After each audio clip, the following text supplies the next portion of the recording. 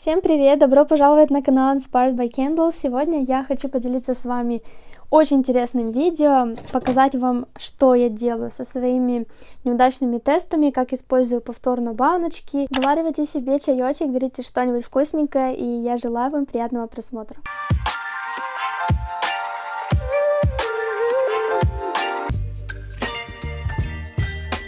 Итак, накопилось у меня немало старых тестов различных, которые я делала.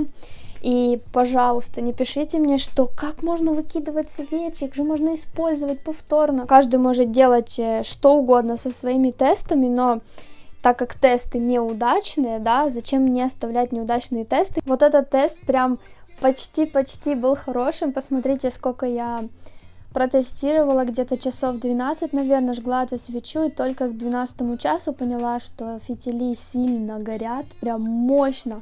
80 градусов банка была, и вот приходится прощаться с этим тестом.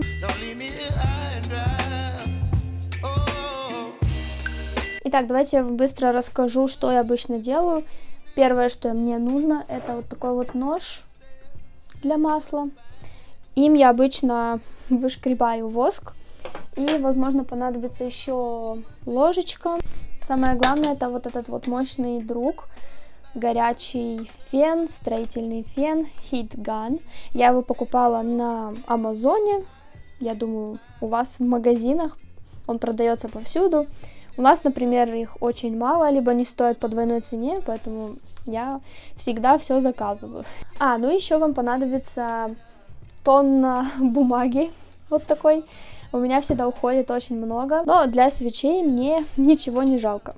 Для начала свечи я убираю в сторону, для того, чтобы застелить стол, закрыть его вот этими же салфетками. От самого типа воска будет зависеть ваша работа, будет ли у вас потом нереально болеть руки или нет. Например, вот у меня есть одна свеча еще старая, с октября, и здесь я использовала 100% соевый воск, поэтому с ней у меня проблем точно не будет. А вот с новым воском, который более такой жесткий, возможно, придется немного поработать. На примере вот этой свечи соевой я вам покажу, что я изначально делаю. Я прохожусь вот так вот по кругу, вырезая как будто бы кружок. Видите, оно такое прям мягкое, как масло. И сразу выходит. Вот, посмотрите. Прямо кайф для глаз. И сразу же выбрасываю в мусор. И буквально за 2 секунды я избавилась от всего воска, потому что это соевый. И остались только фитили, которые я вот так вот аккуратненько отрываю ножом. В общем, вот с вот этой свечой у меня получилось все очень быстро.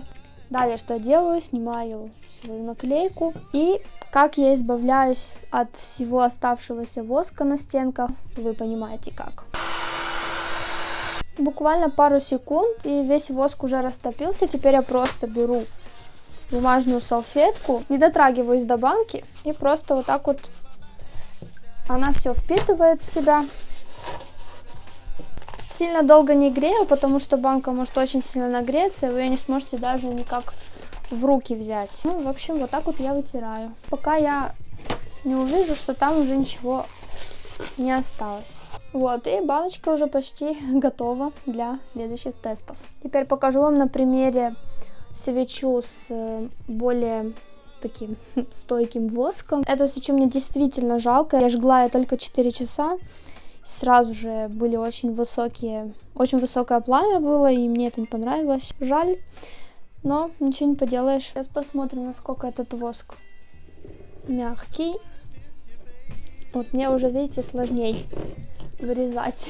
Но если вы возьмете свечу с 100% парафином или пчелиный воск, то вам придется, возможно, не так это делать, а вообще делать баню, нагревать всю свечу и туда воск выливать. Я уже так как-то раз делала. Смотрите, как идеально отошла. Остались только держатели. Этими наклейками бывает сложнее, потому что есть такие, которые так хорошо приклеиваются, что их потом очень сложно отклеить. А есть прям сразу вылетают. Вот здесь вот нужно немного постараться.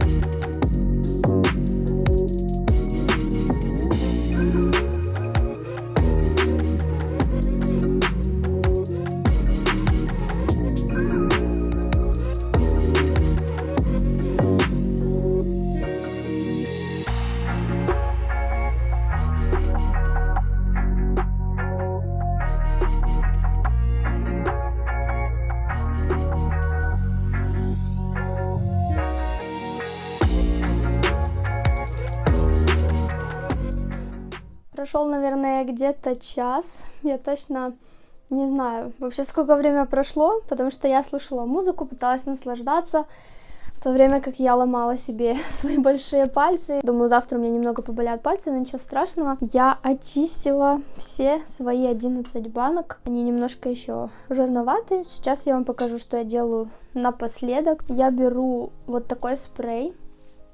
Вы уже с ним, наверное, знакомы. Это, как обычно, антисептик для рук. Просто сбрызгиваю несколько раз каждую баночку. Еще раз протираю, чтобы убрать, если тут остались еще остатки воска, потому что все это жирное. А потом, когда буду готовить новую свечу, фитили могут отклеиться из-за того, что здесь будет жирная поверхность. Видите, разводы? Здесь осталось еще немного воска, поэтому нужно немножко потрудиться напоследок.